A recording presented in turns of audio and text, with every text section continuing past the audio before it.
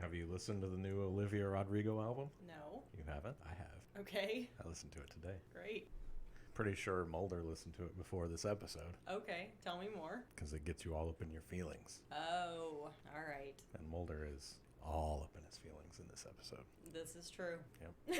It is. I don't think I need to listen to anything to get me all up in my feelings. The whole album is just her complaining about a dude that broke up with her. Oh.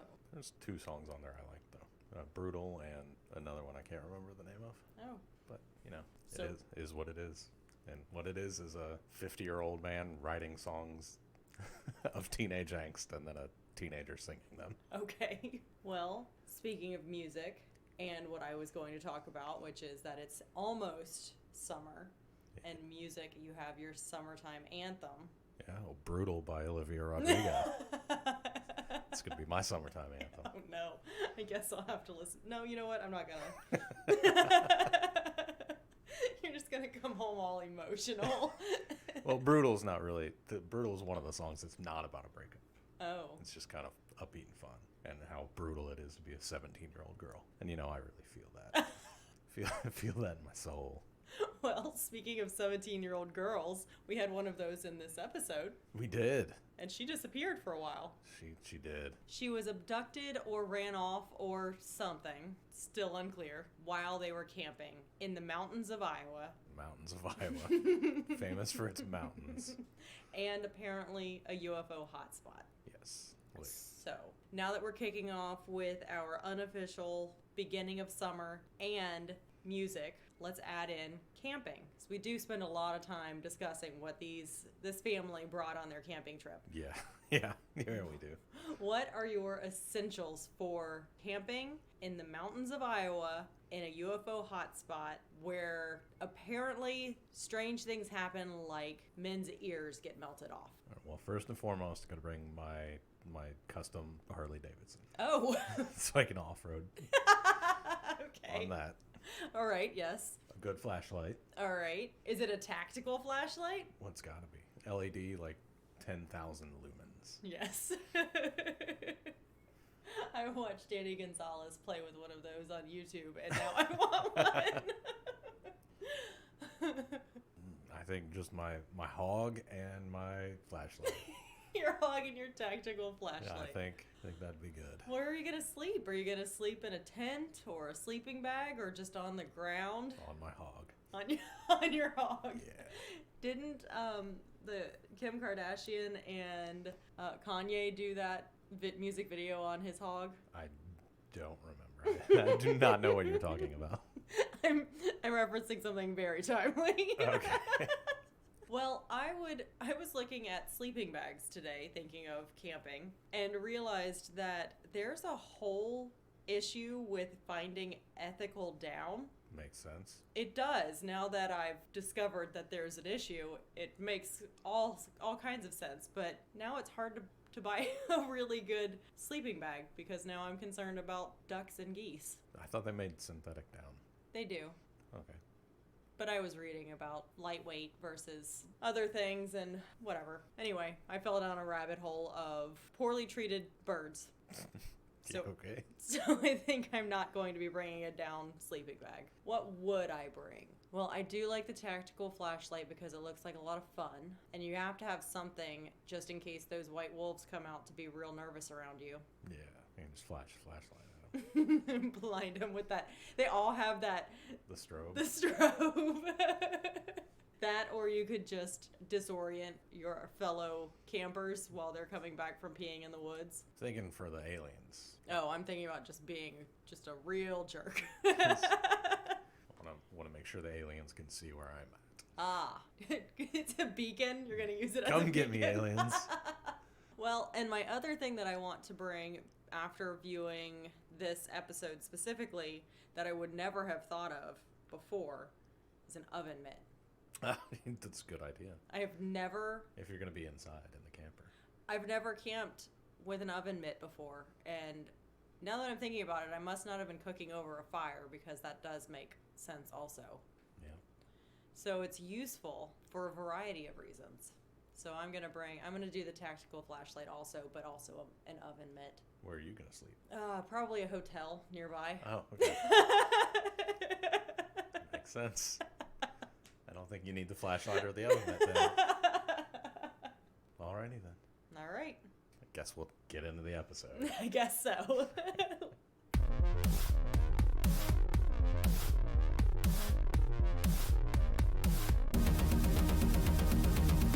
Greetings, listeners, domestic, international, and extraterrestrial. This is the Cast Files. I'm Dave Reed. And I'm Kristen Riley. I'm a nerd who somehow never saw the X-Files when it was on. And I watched it when it originally aired. Today, we are watching and discussing Season 1, Episode 4, Conduit. It originally aired October 1st, 1993. It was written by Alex Ganza and Howard Gordon, and directed by Daniel Sackheim. When it aired, 9.2 million people watched it. How does that compare to last week? Oh, let's see. That is down from last week by nearly 2 million people. I thought it sounded smaller. Which is weird because this is a better episode. Yeah. Squeeze was, I bet that's what why. happened. Yep. Squeeze was not great, and people said, 2 million people said, nah, I'm done with this. I'm curious what else aired that same day. What other people were watching. Because they were still watching something. Oh, yeah, I discussed it, Season 1, Episode 1, in the intro. They were probably watching Frasier. Ah, was it the same time? I have no idea. That's why I'm asking. They just debuted the same year. Okay, so you're just assuming. I'm making an ass out of you and me. Oh, good. Okay, so you ready to get into it? Let's go. All right, so in this episode, we get a little bit more of Mulder's backstory, which is actually pretty interesting. Synopsis is Mulder becomes personally connected when he and Scully encounter a young boy who is deeply affected by the disappearance or abduction of a teenage sister. I'd say this is the one where Mulder is all up in his feelings. All of the feelings. There's a variety of feelings he goes through. When this opens, we are camping at night at Lake Okoboji. We scan across some scary woods, and then across a scary dock, and then a scary fire, and then a scary baby. Which is Kevin. There's the teenage girl and a younger boy. They're outside by a fire, and the mother is inside a camper. Pretty standard camping situation. Yeah, the mom was like, I'm not sleeping out here. As a mother of a teenager, I'd be like, you guys have fun out there. I'm inside. The interesting thing is that it does scan the inside of the camper, and I noticed that there is a full cup of cold coffee on a saucer. I wrote notes about that too. They show up marshmallows and chocolate to be like, yes, we're camping, as if we didn't already understand that they were camping.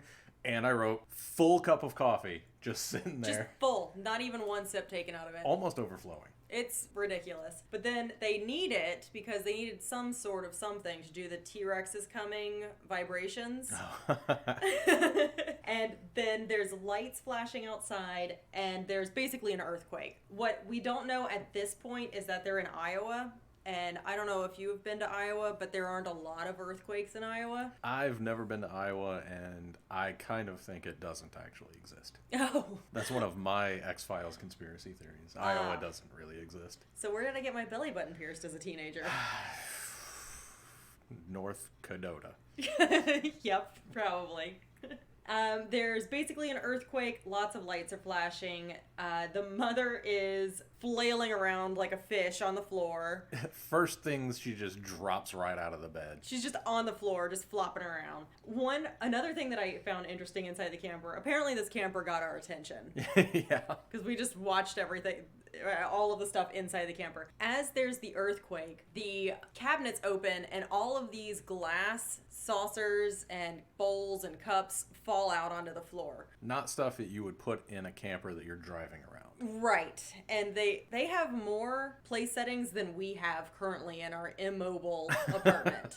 Just tons of stuff to fall out of cabinets and shatter. All of this stuff is going on. The mom's flopping around on the floor, and then the lights disappear, everything stops shaking, and Kevin starts screaming for his mom. She's making her way to the door on the floor and grabs the doorknob where she burns her hand. She gets an oven mitt. She opens the door to outside, and Kevin is just standing there screaming, "Mom, mom, mom." Why doesn't he try to go inside? I don't know. It's his camper. It's not like it's somebody else's camper. Maybe he tested the knob and recognized it was too hot to touch. I'll let Mom handle that. Yeah.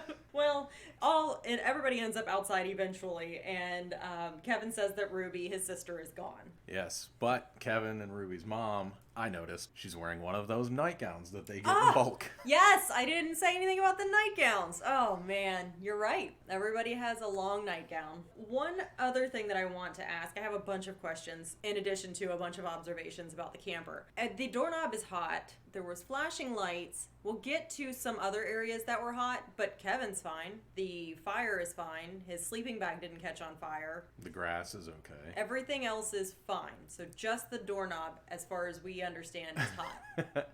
And, of course, later we'll see, like, the tops of the trees and the sand turned into glass a little bit. So Very specific hot spots. How is this heat and light directed is my question. Very specifically. I guess so, okay. I also looked up some stuff about Okoboji because I was curious. They kept saying the name and they kept alluding to it like it was some sort of crazy place, so I wanted to see if it was a real place. It is a real place. They don't say anything about it being a UFO hotspot like Mulder alludes to later. It has lots of flat terrain. If you've ever been to Iowa, it's basically flat. But in this episode, they're showing it's surrounded by mountains. So who knows where this is actually. They also say that Okoboji is near Sioux City, Iowa. In actuality, it's more than 110 miles apart. And Mulder mentions trout fishing. There are no trout in Lake Okoboji.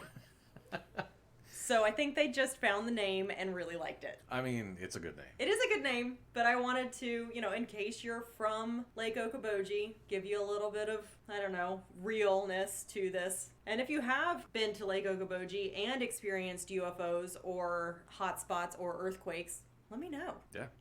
So we get into the actual story now. So that was the whole setup. And I know it took forever, but we had to talk about what was inside that camper. Right. We're in FBI headquarters. Scully is talking to Chief Blevins again. Blevins is saying that Mulder has filed a 302 about a tabloid headline. And a 302 is effectively petitioning the FBI to assign a case number. The headline is "Teen Taken from Tent by Aliens," which I would like to let you know that there was no tent. No. I think somebody just likes alliteration. Someone does. At the Weekly World News. Yes. And so that's where the two of them, Scully and Chief Blevins, talk a little bit more about Mulder's past to get further explanation about why this specific case might be interesting to Mulder. We know about Mulder's past at this point, and we'll get some more, so we won't go too far into it at this point. It's just basically reminding us all of what we already know. Yeah, it's Chief Exposition Blevins. Yes. Scully goes down to the basement and challenges Mulder on the validity of his 302 request. Mulder replies that the disappearance occurred at Lake Okoboji, and he's just real smug about Lake Okoboji. It gets all up in her face like he's gonna kiss her, and just Lake Okoboji, Okoboji, Okoboji. You really like calling him smug. That's the facial expression he keeps using. I think it's just his face. No, he has another face. Handsome face. I have also, in my defense, called him so handsome that I am ashamed of myself.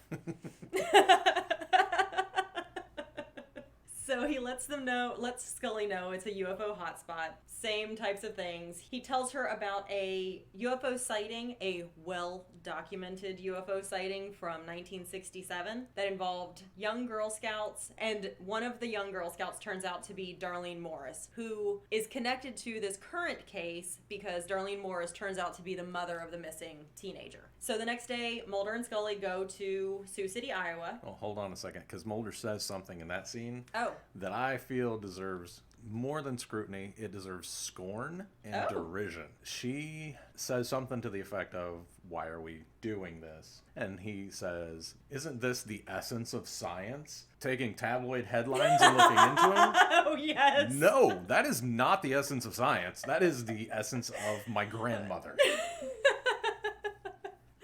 Now, when we visited her, I liked looking at these things and reading about Batboy. Oh, I loved Batboy. But no, that's not the essence of science. I did not form a hypothesis based on Batboy, and then a theory, and then test my theory, and then finally come to a conclusion about Batboy. No, I just read about Batboy, and that's the end of it. Okay, all right. Where is Batboy today, though? Is he still Batboy, or is he Batman? Is he Batman? He's Batman. Well, I'm sorry, guys. I did not look up this before this recording, so now I have to do that. We didn't do the science. Oh, man, I didn't. Batboy, we'll come back to you. For now, we're going to Sioux City, Iowa with Mulder and Scully to the Morris residence. That's where Darlene Morris is. She welcomes them into the house. The scene was so similar to when they showed up at the military household. Yeah. I kept expecting planes to fly over. Yeah. It was exactly shot for shot the same thing minus the planes. He looks at all the pictures, though. Yeah. And then he gets to the one at the very end of Ruby as a young girl, and he turns from spooky Mulder to creepy Mulder. Oh, yeah. Just the way that he's caressing her in her little bathing suit. What are you doing? It was poorly directed. Why? Yes, Daniel Sackheim, what is wrong with you? A childless man groping and a picture of a small girl in a bathing suit. Bring back Harry Longstreet. Yes. But he does do a pretty decent job for the rest of it. That was a real crazy shot. Inside, they're questioning Darlene. So we find out here that Darlene has been divorced. The way that they handle this whole scene is really bizarre to me. So I looked up divorce rates in 1993 versus 2021. I read this a completely different way. I read this as the father kidnapped her. They do allude to that briefly, but the father is never mentioned before Or after. Right. The dad has pieced out of this whole relationship. He's off either starting his own new family or he's not kidnapping. Maybe he's in that biker gang. He's not kidnapping a teenage daughter. He's not. It was a stupid question. So anyway, back to the stats. I looked up the stats on the CDC website. There were a lot of different areas. I just found this one because I could find the 1993 provisional data and the data for 2020 because we're still early 2021. And in 1993, there were 4.6 divorces per 1,000 population. In 2020, it was 2.7 per 1,000. So it's actually reduced since this weird... I think it's probably because less people are getting married. I don't know. I didn't do any more. I just wanted to compare. Yeah. Also, I don't know why I mentioned that because that's not what this podcast is about. No, it was just a stat that I looked up. And I look up some more stats later, so stand by for that. Can't wait. Darlene says no, it wasn't the husband. We never hear about the husband ever again. Even when his daughter's in the hospital. Yeah. Yeah, she comes back and she's in a coma and he's still in the biker gang, I guess. Yeah. I'm sorry, but her dad is not cool enough to be in this biker gang. How do you know? How do you know who her dad is? Because I know. Maybe her dad is Donald Gibb, the bartender at the bar. Oh, is that his actual name? That's his actual name. Because his name is Kip. Kip. I'm calling him either Donald Gibb or Ogre in my head the entire time. Okay. After that conversation at the table, Mulder tries to talk to Kevin, and he finds Kevin watching TV and drawing on a pad of paper. Pretty standard, 8-year-old behavior? Yep. Except the TV is just static, and the kid is engrossed in it. Now, if the TV had been literally anything else, it would be pretty standard, but it's static. Or if he said, they're here. Yeah, it was definitely also standard. An ode to that. Mulder is asking to see what Kevin is writing. And did you write a note about that? You made a comment. No, I didn't write a note about that. I wrote a note about that when they were still at the kitchen table. And Darlene says to Mulder, they took her, didn't they? And he must be like biting the inside of his lip or like digging his nails into his palms because he wants to say, yes, it was aliens.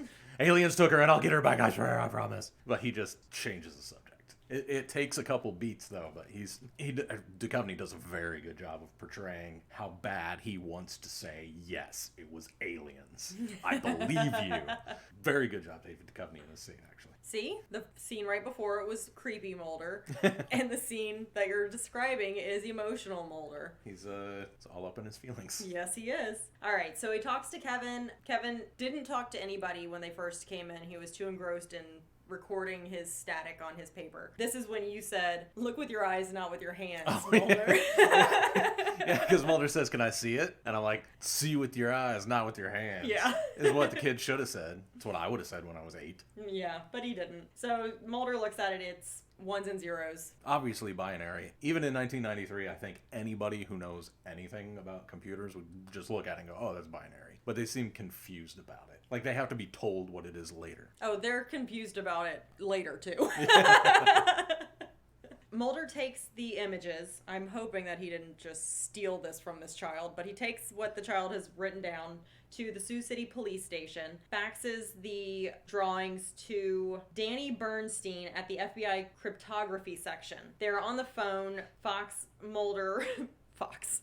What a name. I'll never get used to it. Mulder promises Danny tickets to a Redskins game as compensation for attempting to decipher the binary string. I don't think he says binary string. I think he says something about breaking the code and he'll give him some tickets. So whatever. Basically what we're supposed to get out of this is he wants a rush job on it, which is fine. They're still at the station. They're talking to Sheriff Jack Withers. Jack Withers was a former classmate of Darlene Morris, the missing girl's mother. Jack Withers is just the worst kind of person. He's a sheriff. He's a cop. He's a cop sheriff. He explains that Darlene has been telling stories of her UFO sighting since the first grade, which is alluding back to the story that we heard about at the beginning. And most people in the area dismiss it as her as having an active imagination. We didn't say earlier when Mulder mentions this UFO sighting, there's photographic evidence also. So there's pictures, not surprisingly, but there they are. And the sheriff is just trying to write her off as basically being not any of his concern. He also says that Ruby, the missing teenager, is a well-known wild child and that there's no evidence for them to bother with and no ransom note. So he wants to just dismiss this out of hand because he doesn't believe Darlene and he doesn't believe Ruby is worth his time. What he says exactly is that she's no prom queen. Most people aren't. Literally. There's like one prom queen every year. So most people, 99.9999% of people are no prom queen. What does that even mean? It doesn't mean anything. You're an idiot, Jack Withers. He could have said anything. She's no princess. She's no But he didn't. He anything. said no prom queen. Like she came in second. And he's shaming her for that. Wow. She was the runner-up prom queen. Yeah. He has no time for anyone. If you ain't first, you're last. Wow. In the prom queen biz. He's the guy on Facebook these days who's like, participation trophies? No. Yep. He was way ahead of his time. I guess so. But if the cops are only investigating anything that happens to prom queens, I feel like they've got a lot of time on their hands. Yeah. With that time, he says that he's pulled her out of so many parked cars. Why are you pulling people out of cars? Oh my gosh, stop. She's just like parked at a red light. And he rolls up on her and grabs her. It's you again. You didn't win prom queen. He's got her by the collar. What a rude man. Come on, Jack Withers. Leave this person alone. Chill out, man. So he's not doing his job. And he's very, very clear that he's not going to. Mulder and Scully leave the facility after all of this and find a note on their car. The note turns out to be directing them to the public library, which is across the street. And they meet up with one of Ruby's friends through the book stacks doing that whole scene. Ruby's friend says that Greg Randall, Ruby's boyfriend, got her pregnant and that the two had been planning to leave town. Ruby's friend also says when Scully asks, oh, so you're one of Ruby's friends? She says, Ruby didn't have friends. She just had people she hung out with. Which is what we usually call friends. Which is what? Especially in high school. What do you do with your friends in high school? Don't you just hang out? pretty much what we did. At different places, you hang out at your house, you hang out at your friend's house, you hang out in the mall, you hang out in wherever kids hang out these days. Yeah. But basically, you all just get together in a group and hang out. Yeah, there's not a whole lot to it. There's hanging. Agreed. Man, feel bad for her. She doesn't know what a friend is. She disappears, but right before she does, she directs Scully and Mulder to the Pennsylvania pub. Why is it called Pennsylvania pub? It must be on Pennsylvania Street. Oh, that could be right, because I actually wrote a note about this too.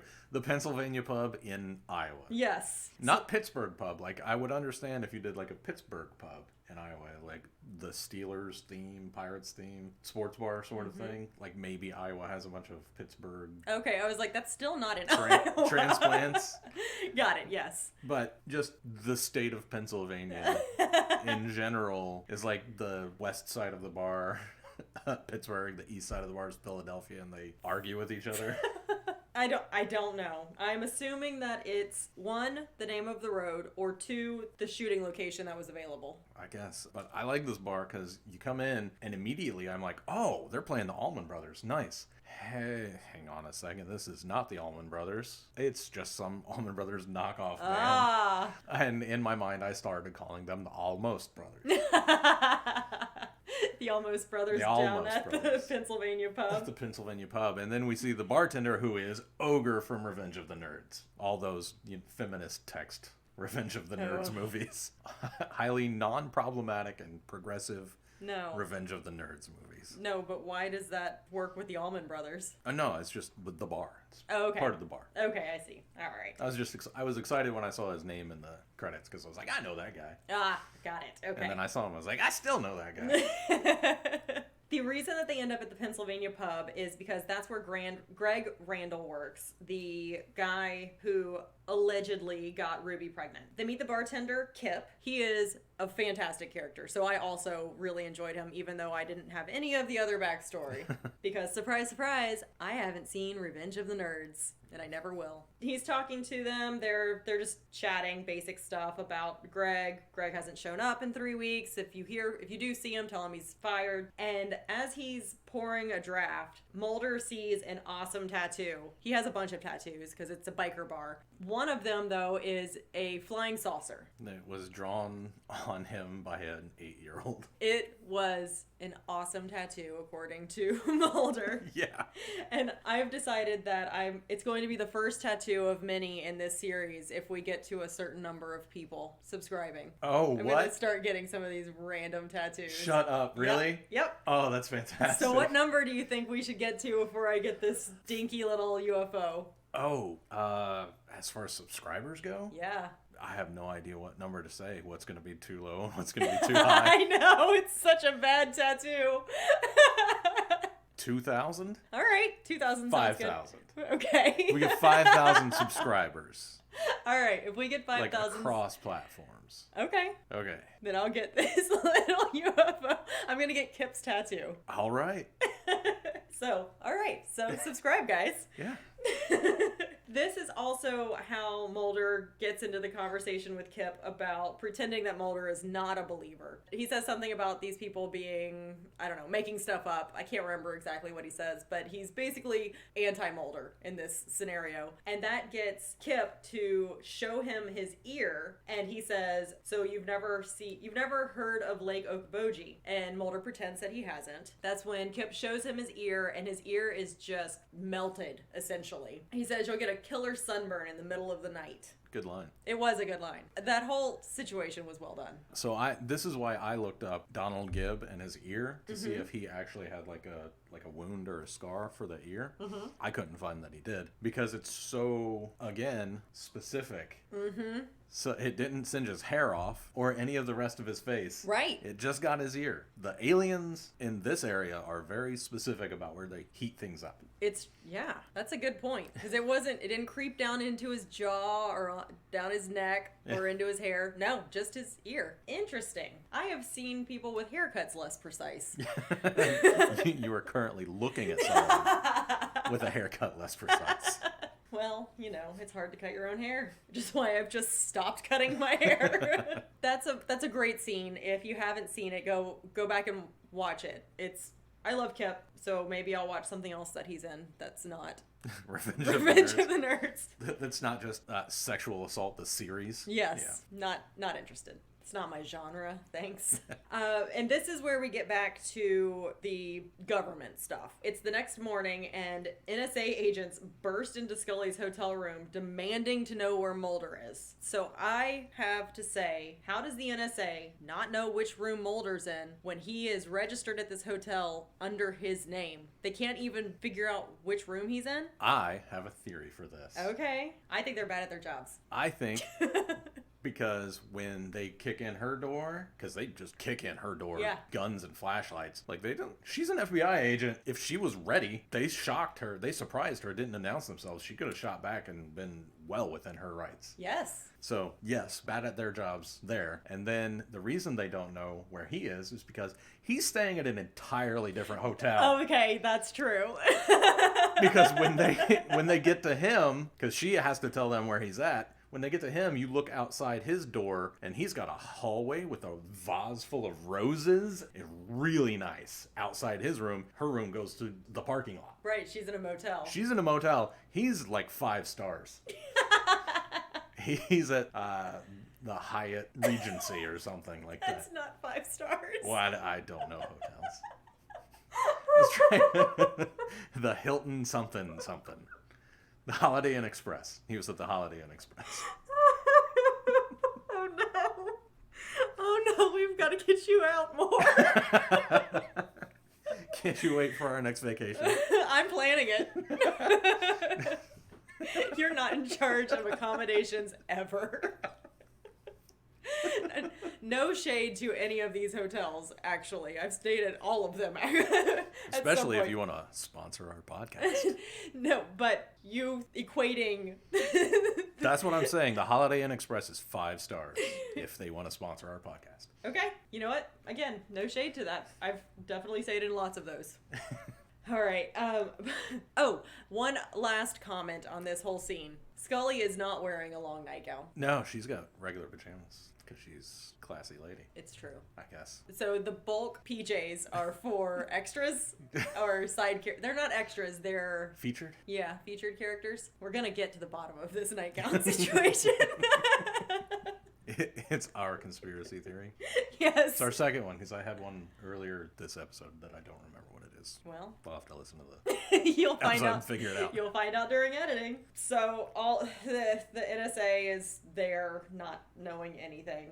Mulder is quizzed by Agent Holtzman, who is there because of remember the binary code that Kevin was writing when looking at the staticky TV? Because if you don't, that's what he's there for. The person that Mulder was promising tickets to has come through, broken some of this code, and now the NSA is busting in doors and waking people up in the middle of the night. The reason is the NSA is involved is because apparently it's the defense satellite transmission location. Some data. Something about a defense satellite that no one is supposed to know about, but apparently the aliens know about and wanted the boy to know. And Kevin wrote it down. It doesn't really come back later, but I have a feeling that the information where the satellite is from is part of what comes next. Well, before we move on, okay, I want to mention that Mulder gets all stand your groundy. He's like, I don't care if you're the NSA. I don't care if you're the Vatican bodyguards. I feel like I need to mention that the Vatican bodyguards, they're called the Swiss Guard, and they are hardcore. Oh. They are like Navy SEAL, Army Ranger. Do not mess with these guys. Tough. Well, it would make sense because of how much money's in the Vatican. Right. But if there was one group of people that I'm going to back down from, it's the Swiss Guard. Okay. Mulder and Scully go to the Morris residence that's being ransacked by the NSA agents later that day. I don't know how much time has passed. I don't know why it took them so long. The NSA is just tearing this house apart, looking for any other codes, probably. They're in the boys' room when we see them and just flipping through kid picture books and stuff, just tearing pictures off the wall, everything. They're just destroying this house. Yeah, they're carrying out boxes of evidence, and you can clearly see inside that evidence coloring coloring books. Yeah, they're just taking anything with paper. They also take the kid and the mother away, and they're not carrying them. They're leading them out the door, and then they separate the mother and the child right at the last minute and throw the kid in his own car and the mother in a different car. And so they just split these two up. Which I am positive is not legal. He's 8. Right, you have to have parents either permission or for them to be present to question a child. It's just wild. Why would you do that? Now you've got this scared, crying child in a car. What is the end game here for the NSA? So they terrify the kid. Yeah, for the NSA, it could be torturing the kid. Fine, but they're not going to get anything out of him. They'll get whatever he thinks they want to hear out of them. Oh my gosh, what is an 8-year-old going to tell you? Where he hides his Matchbox cards. I was thinking that he stole a Matchbox from his friend Tommy last year and never gave it back, and that's, the biggest secret that an 8-year-old has. After the boy and the mother are taken away, Mulder goes up to Kevin's room, and the NSA is still just kind of picking through stuff, and he makes a comment about how neat they're being, pointing out that they're being destructive for no reason. The NSA leaves, and Mulder looks out the window of Kevin's room to see the camper from the opening scene and realizes that the top of the camper has been burnt. It looks like somebody set a gasoline fire on it, actually, which is maybe how they did that. Props to the prop department. So Mulder goes outside and collects some samples from the blistered camper roof. We never see the samples again. I don't think he was really collecting samples as much as just peeling stuff off the camper. He did look like he was peeling it. It looked like he was going to taste it at one point. But I'm assuming he was supposed to be collecting it for FBI stuff. Tastes like burnt camper. They leave there. They go to the FBI regional office in Sioux City, and that's where they meet Agent Lisa Atsumi. And she explains the 77 pages of binary code that they recovered from the Morris residence that have now been deciphered. All 77 pages. So the NSA was concerned about the satellite location or whatever, and Lisa is telling them about what's on the rest of the pieces. So the data is including images of Da Vinci's Universal Man, a short animation of a DNA double helix, and a short segment of music from the Brandenburg Concerto. There's also some lines from the Quran and a Shakespearean sonnet, which Mulder comments by saying it's almost like someone's switching the channels. Which I thought was pretty clever. I did too. That was a good callback to what Kevin was doing, why it was in front of TV, all of this stuff. So that makes sense. And this is where the satellite location comes in my mind. I think the aliens have, or whoever's doing this, has snippets of a lot of stuff, and that just happened to be in there. Because the NSA and the government are sending all of this information out, just like other radio waves and TV waves and satellite waves. So that information is somewhere. Mm-hmm. And if they're just snipping little bits of it, they could have inadvertently captured something secret. Well, I think we learn later exactly why they're sending him these specific snippets. Well, yes, that is also true. Very interesting. But I don't know. I'm curious. I think that the NSA probably is involved by accident. Right, yeah. The next time we see Darlene and Kevin Morris is when they are being ejected from the NSA building. Because I don't think they found anything else. No, because they weren't doing anything. They weren't spying for Russia. Right. Or anything. I'm curious how long this time has been since they ransacked the house and took them into custody and then ejected them from the NSA building versus what a real timeline would look like, just out of curiosity. While Darlene is talking to Mulder and Scully, Kevin wanders off to stare at some CCTV cameras. In this shot, the 8-year-old walks up to the security desk and there's like 12 tiny little TV screens. Each of the TV screens is showing a different location. Basic security monitoring stuff, except that it's displayed on a wall instead of where the guard is looking, because the guard is actually looking out toward everybody with the TVs behind him. Yeah, the screens are just like over his head behind him. There's no way he's seeing. No, he's not watching them. I didn't even think about that.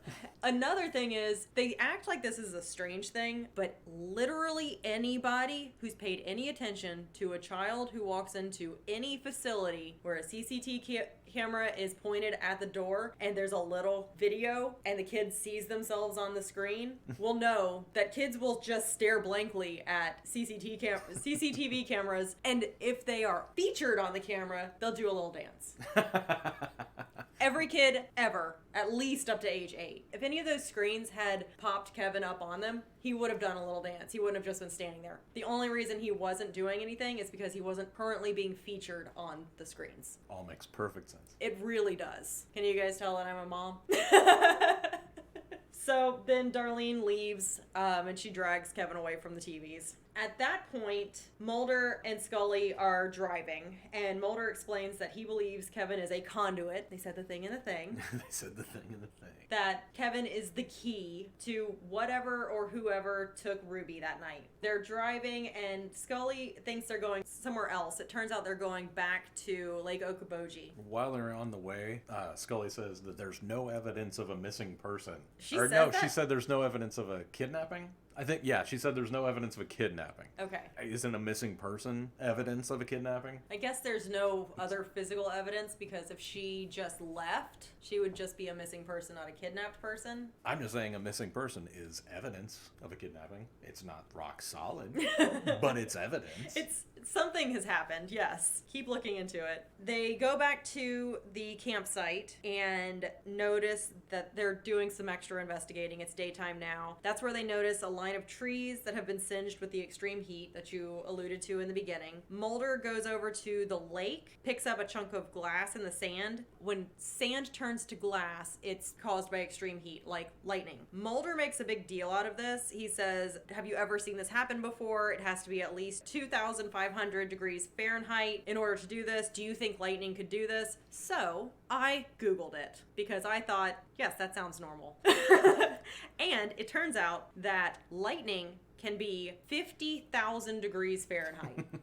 Mulder says 2,500. Lightning is 50,000 degrees. So I looked into it even more, a little bit further, and it says that air is a very poor conductor of electricity and gets extremely hot when lightning passes through it. So lightning can heat the air to 5 times hotter than the surface of the sun. That's hot. So that sounds like, yes, if lightning struck sand, glass could form. We need a jingle Science Corner with Kristen. Yes. I also looked into this a little bit further, and another resource that I found said that lightning is hotter than lava. Lightning is so much hotter than lava. Lava is 2,240 degrees Fahrenheit. So it could not turn sand into glass. According to Mulder's determination of extreme heat, lava is a poor glass maker, while lightning is a phenomenal glass maker. At that point, a wolf comes out of the woods. It's a white wolf, and it starts whining and scratching at the ground and looking really uncomfortable. It's kind of weird because the way they shoot it, I was so confused why there's just a wolf here. Yeah. And he's like looking David Duchovny in the eyes. Right. Like they're gonna swap bodies or something. Oh my gosh. If this was a 90s body swap, I would, still be in. I'm obviously in because we're doing this. So he sees the wolf, and so my first thought was, is the wolf white because of the lightning? Does extreme heat make wolves white? I was trying to figure out why there was a white wolf in Iowa, and so I did some more Googling. Oh, good. Science Corner with Kristen. And it turns out that there's only about 6% of wolves outside of the Canadian high Arctic tundra that are all white. Oh, wow. So the likelihood that this wolf would be white is very low. 6%. Well, yes. Now, the wolf takes off into the woods. Mulder chases it. Oh, Mulder's holding, like, papers? Yeah. And then he, like, hands them to Scully, but he, like, puts it up against her body. He's expecting her to grab it, and then he runs away. She doesn't touch him. They just fall to the ground. I missed that. I must have been Googling He wolves. just puts them up against her, lets them go, and they just hit the dirt. Oh, It's so funny. That is great. I missed that. Both times we watched this. So now he's chasing this wolf into the forest, which seems like a bad idea. And he chases it to 2 other wolves, which are, guess what color? Red. Yes. White. Blue. They're all American. Oh, jeez. So 2 more white wolves. What is the chance of that? But they never say 6% times 3. Or divided by 3, maybe. Yeah, because times it's 18%, the percentage gets higher. This is bad math with names. The wolves are obviously on a grave. It's an obvious grave. Why would the wolf come up to a human? Why would a wild animal come up to a human to then lead it back to their food source? I don't know. And are wolves carrion? Do they eat Yes. dead? Oh, well, science with Kristen. They will eat found food.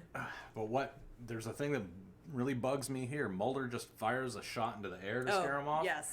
No! Gun safety. Why do I know more about gun safety than anybody in the FBI? This is frustrating. Fire it into the dirt. It's not going to go anywhere. It's not going to hurt anybody. Make sure you don't hit a rock, because there's a chance of ricochet. Just fire one into the dirt not next to your foot, but, a few feet away from your feet. Don't just fire a shot randomly in the air. It lands. It eventually lands. It doesn't just take flight and go into orbit. Basement Mulder is all of the FBI. It's frustrating to see so much poor gun safety in this show sometimes. This is America. This is America. Don't catch you slipping, yo. They call the sheriff in because he's got jurisdiction over this area. They find out that the body in the grave is Greg Randall's body, the boyfriend who went missing. And at one point, they're talking about that. Greg's under the pile of rocks. Mulder and the sheriff are talking, and Mulder says, what's her name? It's Ruby's boyfriend. And the sheriff says, Ruby had a lot of boyfriends. Just because she's not the prom queen doesn't mean she deserves all of this hatred. She's the first runner-up prom queen. You know what? That's good. That's a good placement.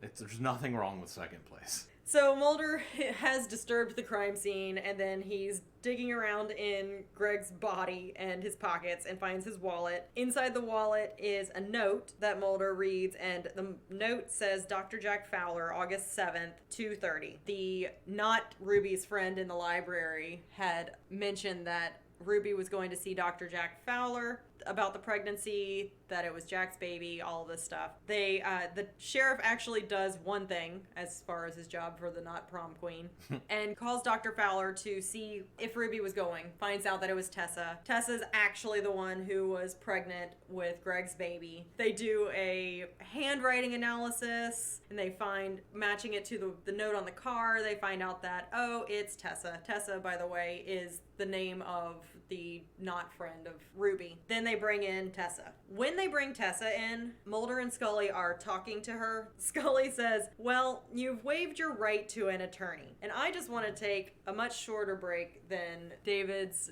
gun safety and just say, don't do that. Don't waive your right to an attorney. I wrote down the exact same thing. Don't do that. Never do that. Don't do it. Always have an attorney present. This is not legal advice because we cannot legally give advice. But don't ever waive your right to an attorney. No, don't do that. Ever. Because then Mulder goes all bad Mulder. Oh, or bad cop. Yes, Mulder does bad cop, and I don't like bad cop Mulder. Oh, he's rude. I don't like it. Still sexy as hell. But rude. Yes. I'm sure he's bad in other ways that he will be sexy and bad, but this is not one of them. So Mulder starts losing his mind and he starts pressing Tessa. He's yelling at her. He's banging on the table. He's saying all these things because she's waived her right to an attorney. So now he's going to bully her into slipping. And how this goes is Mulder presses her into slipping up and revealing that she killed Greg and that she would have killed Ruby had she had the opportunity. And that's why you never waive your right to an attorney. You're not smarter than them. They have a plan, and you're freaked out because you're in an interrogation room. Even if you're innocent, you're going to say something that is going to make you look guilty. Yes. Never waive your right to an attorney. This is not legal advice. It's good advice, though. So that goes down. We know that it was Tessa who was pregnant. We know that it was Tessa who killed Greg. We don't know why the wolves are all white. As far as we know, Ruby's still missing, so we have no idea. Maybe she's in the lake. They mentioned something about dredging that lake. They're leaving. So Scully is arguing that now that the case is essentially closed as far as Scully's concerned with the missing person and who did what and why and everything, she says that they should turn it over to local law enforcement, which, if I may remind you, was that sheriff who doesn't do anything unless you're the prom queen, so I disagree. Hard disagree, Scully. But she says it's not an X-file. Mulder refuses and presses on because he still wants to find Ruby. Remember, Ruby's still not been found. We found Greg and his pregnant ex-girlfriend. I couldn't not do it. How did I not put that together? I've been saying pregnant in my head the whole time. I'm so disappointed in myself. Oh, Tessa's so pregnant. Yep, Tessa's pregnant, and and then Scully wants to put it away. Mulder doesn't want to because obviously there's still a missing persons case. There's still all of the X-Files stuff.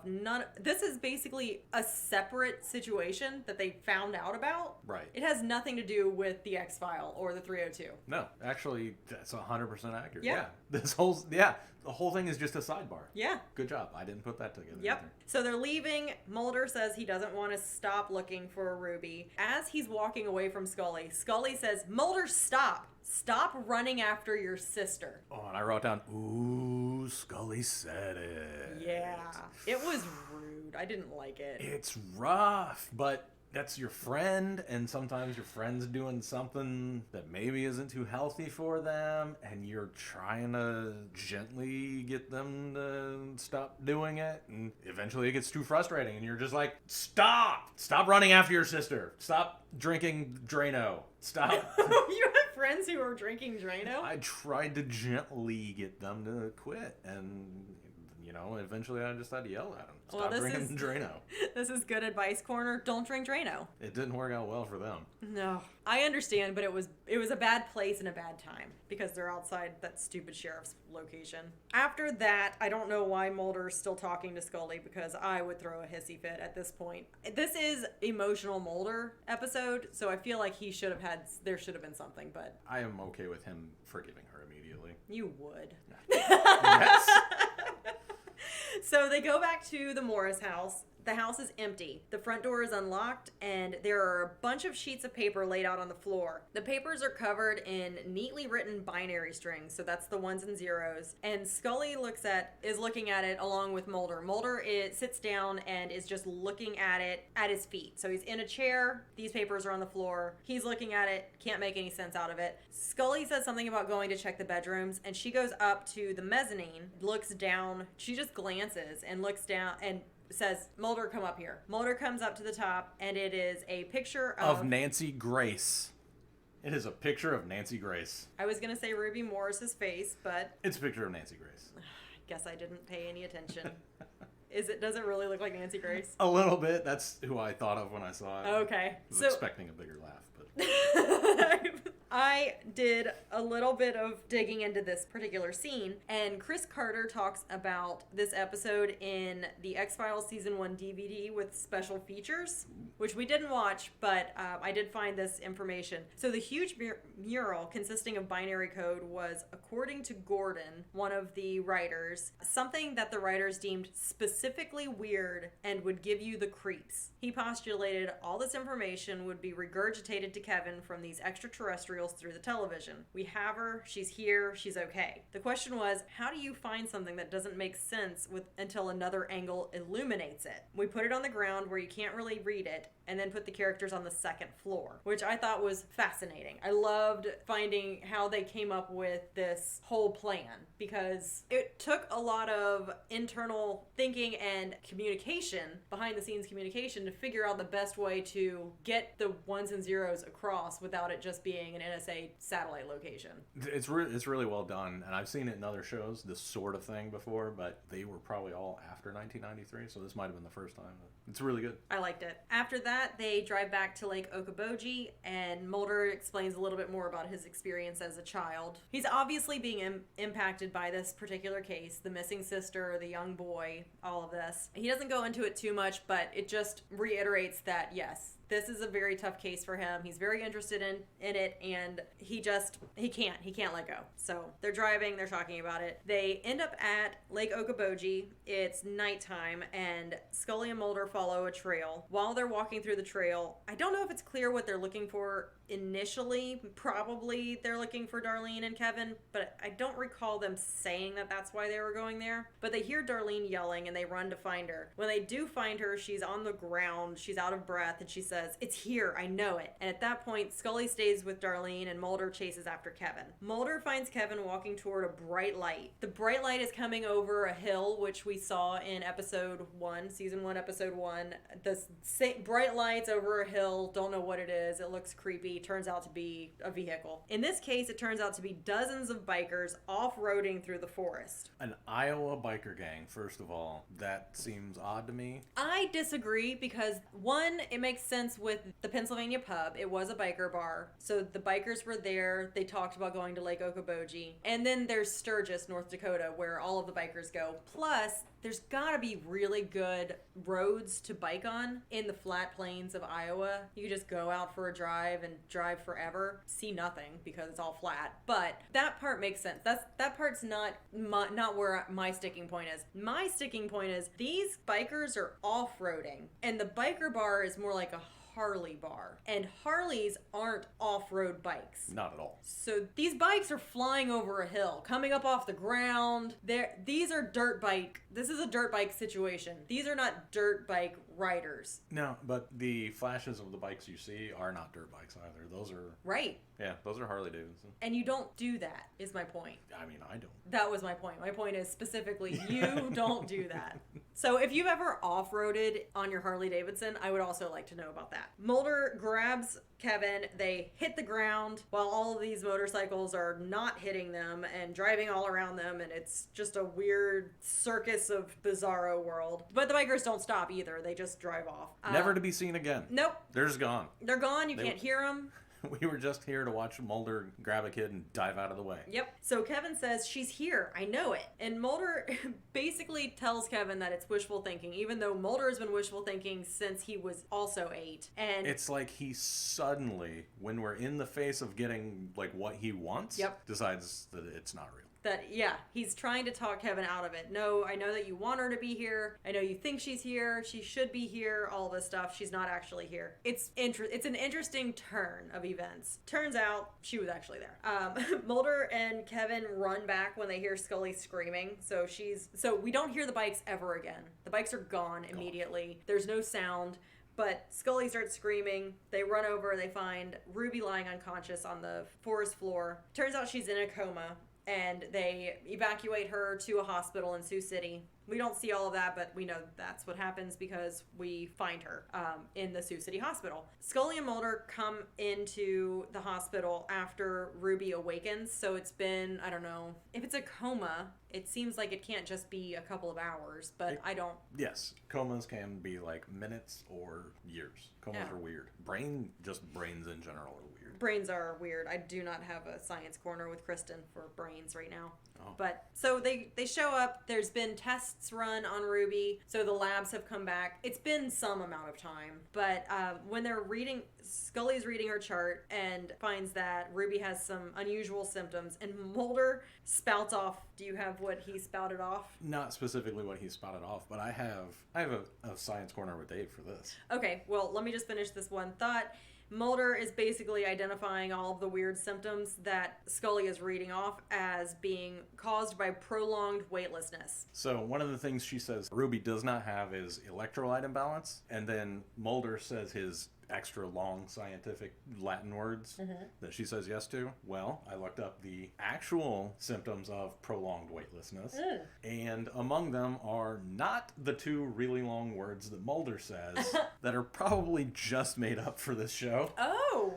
Because I didn't even recognize anything, and I'm a medical doctor. Oh, are you? In my spare time. Ah. But one of the symptoms of prolonged weightlessness is an electrolyte imbalance. That would make sense. Which Scully said she did not have. I have an electrolyte imbalance right now. I can feel it. And a sunburn. They allude to her symptoms being caused by prolonged weightlessness. Scully and Mulder go into the hospital room where Ruby is awake. They start talking to her. Ruby's telling a little bit, but not anything really specific. And Kevin is in there, and he presses her to tell Mulder by saying he already knows. But before Ruby can answer, it looks like she's going to. Before she can answer beyond, she's not supposed to say anything. Darlene comes in and interrupts. She reiterates what she said before. She doesn't want want anything else to do with the FBI. She doesn't want any more trouble because all the truth has caused her is trouble since she was in first grade. And now that she has her daughter back, she doesn't want the agents to ever contact them again. As a mother, makes sense to me because she has her daughter back. She wants to move forward now. She wants to make sure that her daughter gets well and continues moving forward. This is crushing to Mulder because Mulder is still inside his own head. His sister is not found. So his open case is still an open case. It makes sense to me that Mulder is not going to find the truth now. He's not going to get the truth now because they're in there, and the truth is not in there. Because the truth is out there? The truth is out there. No! Yes. No! Oh, no. Ugh. Fine.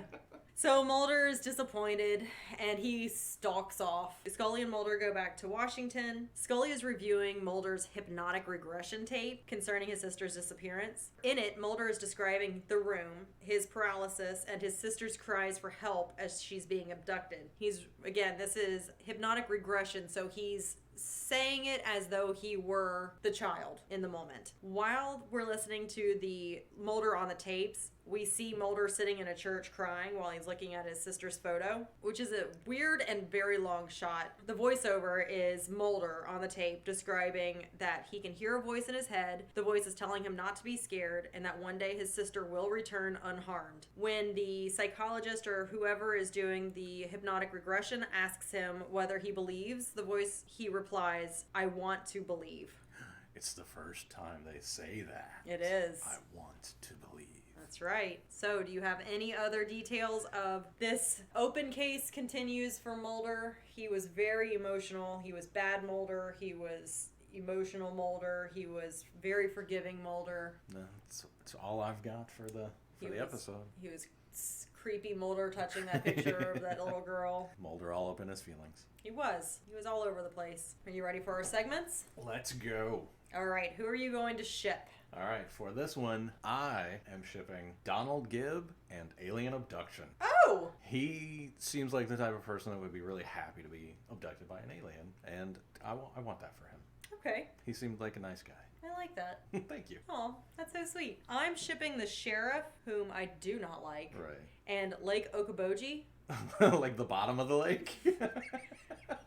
If I don't know how much of that I can say, but I do like all of the weird stuff that happens at Lake Okoboji. I want stuff to happen to him that nobody believes him for. Okay, like seeing white wolves.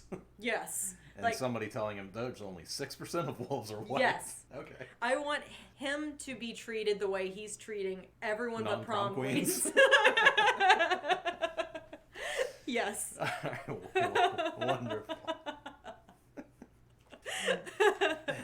All right, so what is your solution to the scenario?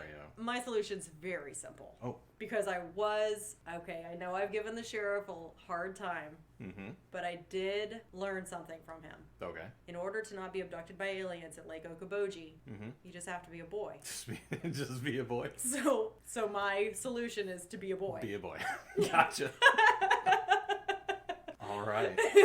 That makes sense. My solution is also very simple. Okay. Because when it comes to aliens so far in this show, we've gotten actual aliens twice. And the best way to get out of any scenario with aliens in this show is to do nothing. That's true.